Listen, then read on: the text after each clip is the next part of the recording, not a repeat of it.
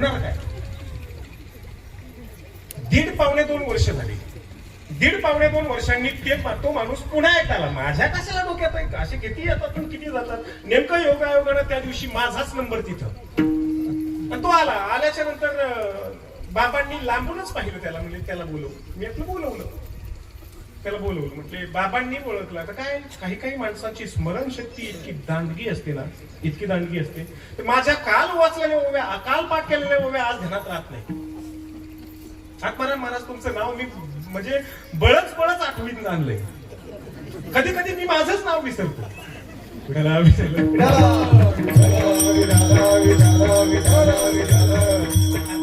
वयामानानं होतं थोडस असं काय.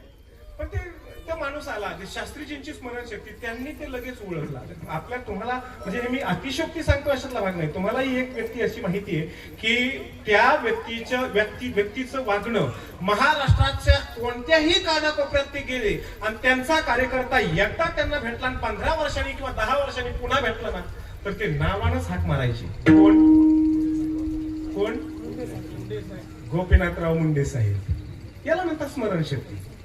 पुन्हा 15 वर्षांनी जर भेटला तो माणूस, 15 वर्ष नावानंच हाक मारायचे. शास्त्रीजींनी त्यांना 15 वर्षांनी गोपीनाथराव हाक मारित होते म्हटल्याच्या नंतर शास्त्रीजी 2 वर्षांनी मारतील याच्यात काय विशेष आहे?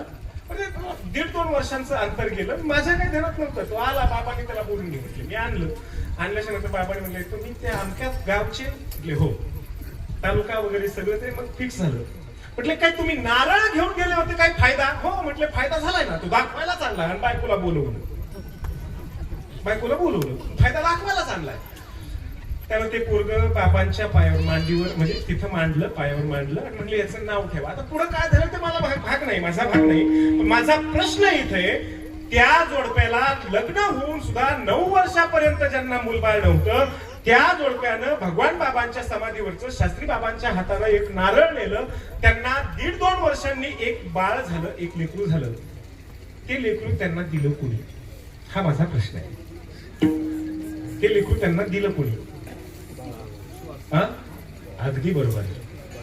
बाबांची ताकद, बाबांचं म्हणजे बाबा म्हणून नाही, या जगातले कोणतेही संत असतील, सद्गुरू बाबा असतील, नरोबराय असतील, तुकाराम महाराज, कोणतेही संत, त्या संतत्वाची ताकद एवढी आहे की करील ते काय नो हे महाराज. पण तरीही मी असं म्हणेल, बाबांनी ते लेकरू दिलं असं म्हणण्यापेक्षा बाबांच्या जवळ गेल्याच्या नंतर, समाधी जवळ गेल्याच्या नंतर बाबांच्या प्रसादानं आमच्या जीवनात सुखाचा दिवस येईल, ही तुमचं श्रद्धा, ही तुमचा विश्वास तुमच्यात परिवर्तन करतो. तो मूल देतो. बाबा देतात की नाही नंतरचा भाग आहे. तो विश्वास तुमच्यात परिवर्तन करतो. म्हणून त्यांच्या जवळ जात असताना ना, पहिली गोष्ट त्यांच्याकडून काही मिळावं हे अपेक्षा करू नका. त्यांच्या ज्ञानाचा आस्वाद घेण्याचा प्रयत्न करा. आणि ज्ञानाचा आस्वाद घेत असताना ज्ञान आमच्यात परिवर्तन करतं याच्यात वाद नाही. पण ज्ञानही परिवर्तन तेव्हाच करतं जेव्हा आमची श्रद्धा असते, विश्वास असतो. म्हणून विश्वास ठेवायचा आहे ज्ञानावर. तो विश्वास तुमच्यात परिवर्तन करतो. त्याची माझे हित. दुसरं चरण. त्याची माझे हित.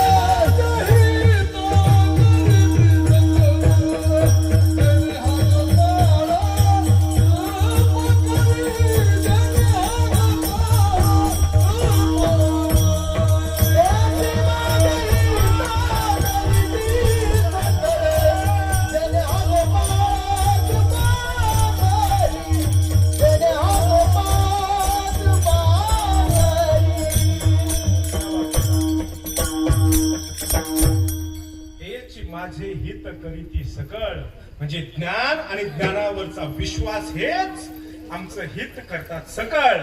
जेणे हा गोपाळ कृपा करे. ही कृपा आहे ना, ही कृपा म्हणजे 2-5 गाड्या घेणं म्हणजे कृपा नाही. नीट समजून घ्या. लोकांची कृपेची व्याख्या चुकीची हो. कृपेची व्याख्याच आपली इतकी चुकी. 2-5 गाड्या घेतल्या म्हणून ती कृपा नाहीये. अंग आपलं सोन्यानं पिवळं झालं म्हणून गुरु कृपा आहे, अशातलाही भाग नाही. आपल्या जीवनात खूप काही श्रीमंती आली म्हणून काही गुरु कृपा आहे, अशातलाही भाग.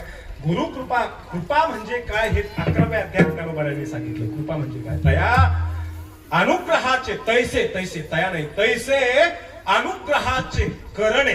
अनुग्रह म्हणजे कृपा. तैसे अनुग्रहाचे करणे, पार्थाचे पाहणे आणि न पाहणे. आपण या सकट श्रीनारायणे व्यापून घेतले. पार्थ पार्थ राहिलाच नाही, म्हणजे अर्जुन अर्जुन राहिलाच नाही. पाहणारा अर्जुन आणि ज्याला पाहायचंय तो परमात्मा, हे दोन दोन न राहता अर्जुनच परमात्मा रूपामध्ये विलीन झाला. ही खरी कृपा आहे.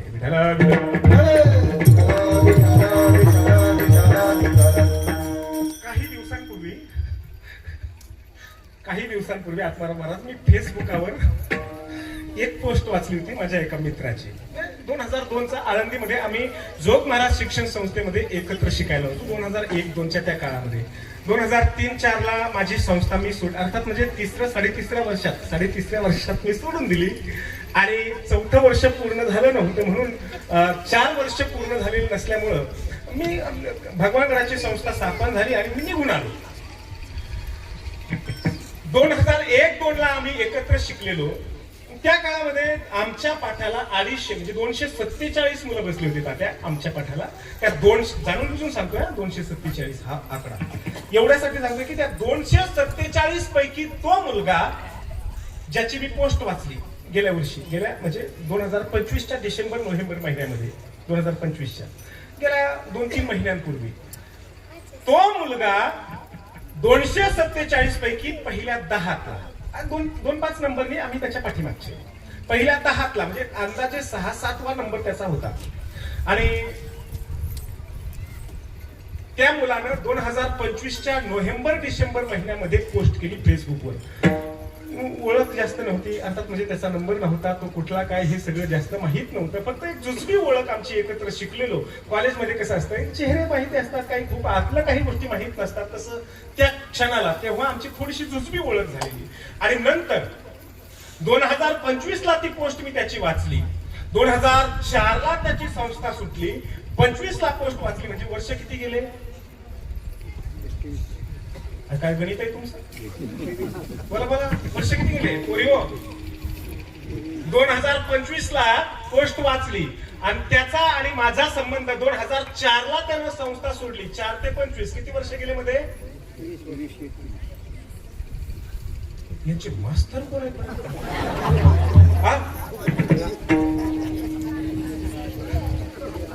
किती? तुमचे नाही, तुमच्या मास्तरांचे दाखले जाळले पाहिजे.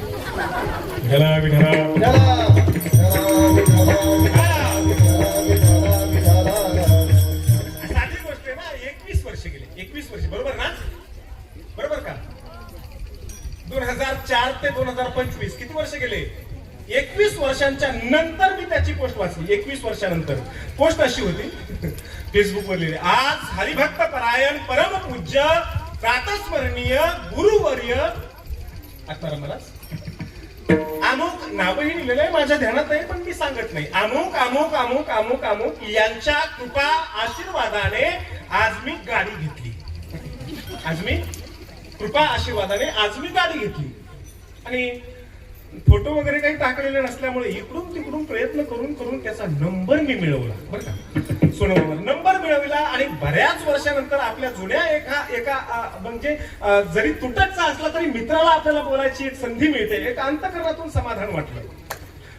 नंबर मिळवला आणि फोन केला. फोन केल्याच्या नंतर आमचं जुजबी बाहेरचं इकडचं तिकडचं कसे काय वगैरे असं थोड्याशा गप्पा झाल्या, चर्चा झाली. आणि त्याच्यानंतर मी त्याला नंतर विचारलं, म्हटलं तुमची पोस्ट वाचली, मी गाडी घेतल्याची मला खूप समाधान वाटलं. कोणाच्या कृपा आशीर्वादानं हा नंतरचा भाग आहे, पण तुम्ही गाडी घेतली हे मला खूप बरं वाटलं. आणि कारण तुम्ही हुशार, अभ्यासू, म्हणजे पहिल्या 247 पैकी पहिल्या 10ला तुमचा नंबर.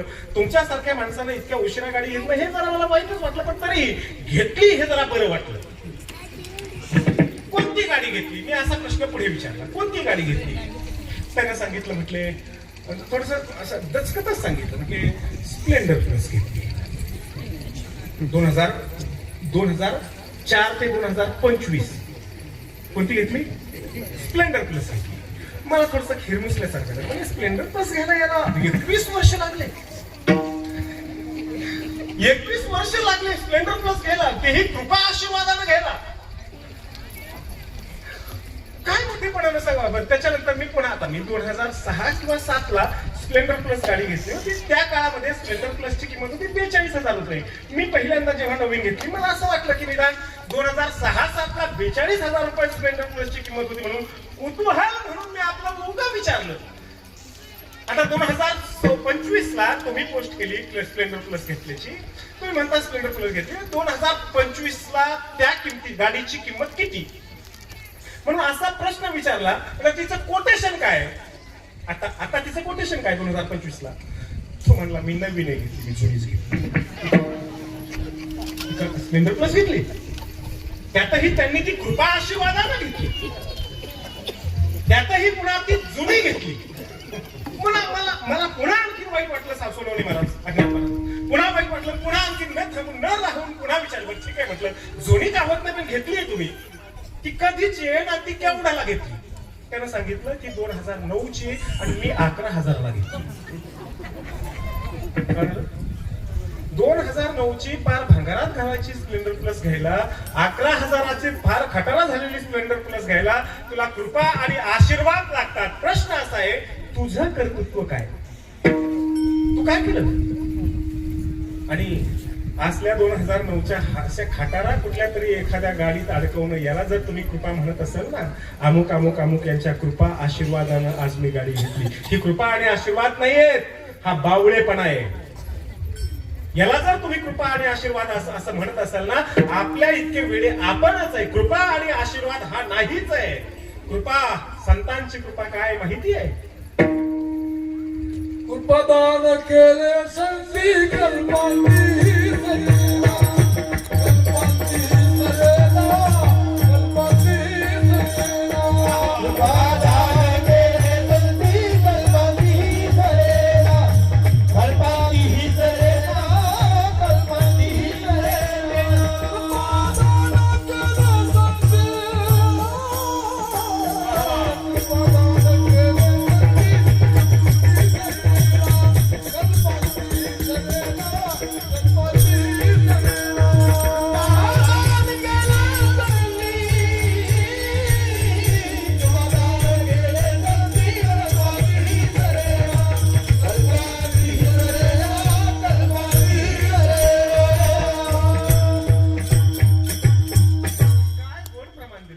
कृपादान केले संधी, कृपादान केले कल्पांती. हे संत तुकारामांचं नाटाच्या अभंगाचं एक प्रमाण आलंय बघा. तुकाराम महाराज म्हणतात की ही केले कृपा दान, मस्तकी ठेविला. नाटाचं नाही, हे आंधळ्या पांगळ्या.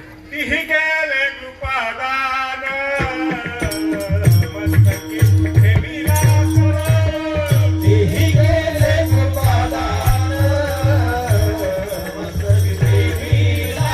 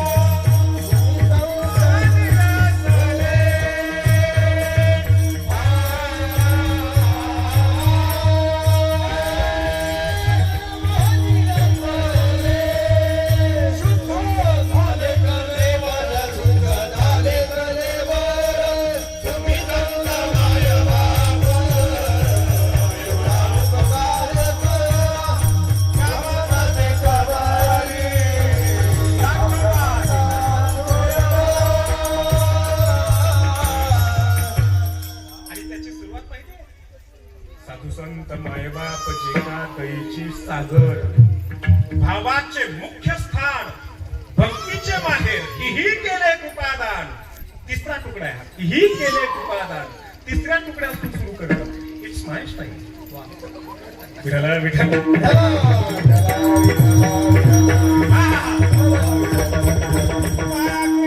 संत जनी माझी अलंकारिली वाणी प्रीती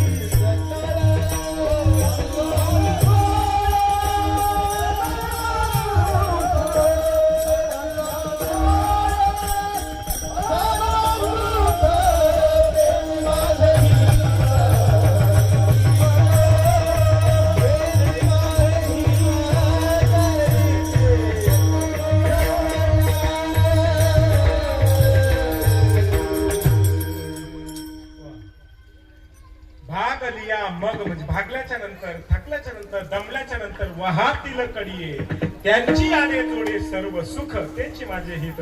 म्हणून आस्वाद जो घ्यायचा आहे संतांच्या पायाचा म्हणजे ज्ञानाचा आस्वाद घ्यायचा आहे. संत तुकोबराय सांगतायत जे आज त्यांचे पाय म्हणजे हे शरीर शिल्लक नाहीये, शरीर शिल्लक नाही, पण त्यांच्या ज्ञानाच्या रूपानं, माऊलींच्या ज्ञानेश्वरीच्या रूपानं, वाङ्मय मूर्ती म्हणजे ज्ञानेश्वरी माऊली शिल्लक आहे. गात्याच्या रूपानं आज संत तुकाराम महाराज शिल्लक आहेत. विचारांच्या रूपानं भगवान बाबा सद्गुरु बाबा आज शिल्लक आहेत. आस्वाद घ्यायचा आहे त्यांच्या विचारांचा, त्यांच्या शिकवणीचा, त्यांच्या ज्ञानाचा, त्यांच्या संस्काराचा. तात्या शेवटचं चरण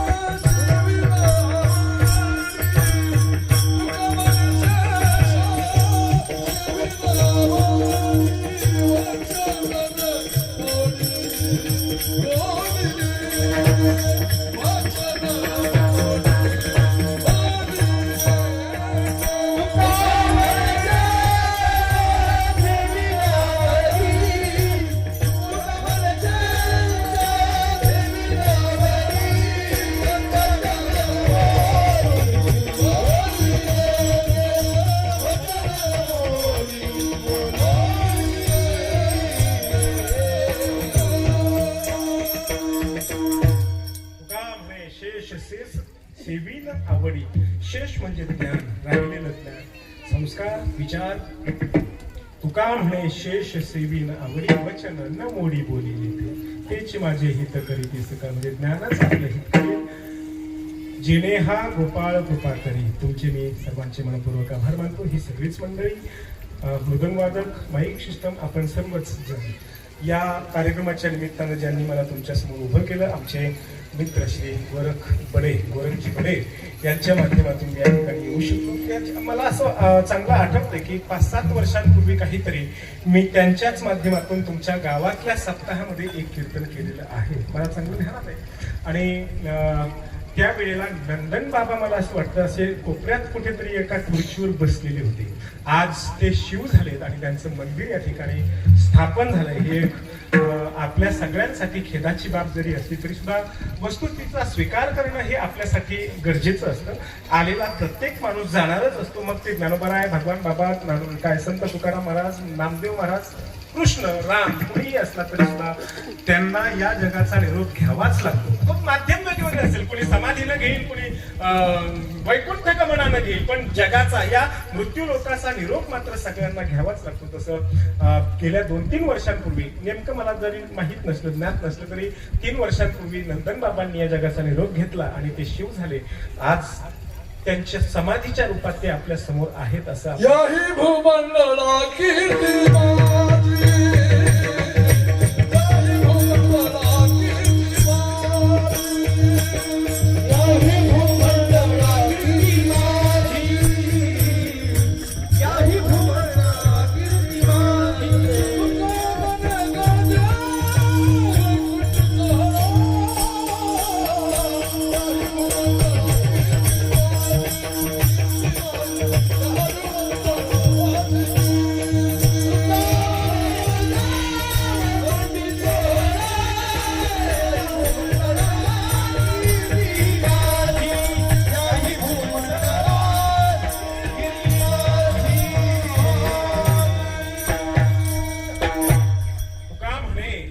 गाजे वैकुंठी सोहळा या ही भूमंडळा कीर्ती ज्याची, अशी ही संत महात्मे सद्गुरू बाबा असतील, नंदन बाबा असतील, भगवान बाबा असतील, आणखी कुणी संत आपल्या परिसरातील असतील किंवा आणखी बाहेरचेही असतील. आणि म्हणून मी तुमचे पुन्हा एकदा आभार मानतोय. नंदन बाबांसारख्या लोकांच्या समाधीच्या समोर, सद्गुरू बाबांच्या, भगवान बाबांच्या समोर मी बोलतो आहे. अर्थात त्यांचे आशीर्वादच आपल्या सर्वांच्या माथ्यावर आहे, डोक्यावर आहे, त्याच्यात काही शंका नाहीये. तुमचे पुन्हा एकदा आभार मानून ज्यांच्या माध्यमातून मी या ठिकाणी उपस्थित झालेलो आहे, गोरख भाऊंचेही मी या ठिकाणी आभार मानतो. त्यांचा तो सगळाच वाडा जो त्यांना आज अन्नदान करतोय आणि आजचा हा सगळा कार्यक्रम ज्यांनी खांद्यावर घेऊन अगदी व्यवस्थितपणे पार पाडण्यासाठी अगदी आटापिटा करून, जीवाचं रान करून जे प्रयत्न केले, मी या सगळ्याच वाड्याचे गावकरी मंडळीच्या उपस्थित सर्वांच्याच वतीनं आभार मानतो आणि या शब्दांना विराम देतो. भगवानगडाचे आमचे सहकारी, त्यांचे दोघांचेही मी या ठिकाणी आभार मानतो. तुकाराम महाराज असतील किंवा आणखी बाहेर गावून जी मंडळी आलेली असतील त्यांचेही आभार मानतो. या लेकरांना तुमच्या आशीर्वादाची आणि शुभेच्छांची गरज आहे भविष्य काळामध्ये. यांचं खरं म्हणजे आणखी सांगू का, हे खूप मोठे कीर्तनकार, गायक, वादक होऊन यांनी महाराष्ट्र नाही गाजवला तरी चालेल, पण असेच जर या विचारांना हे चिटकून राहिलेत ना तर आई वडिलांना शिवाय तर द्यायची नाहीत ना. ही आमची जमेची बाजू यांच्या जीवनातली. आणि म्हणून यांना ग्रोथ द्या, यांना मोठं करण्याचे, ह्या विचारांना, या संस्कारांना मोठं करण्याचे प्रयत्न करा, अशी एक प्रार्थना मी करतो आणि विनंती शब्दांना विराम देतो. विठोबा रखुमाई.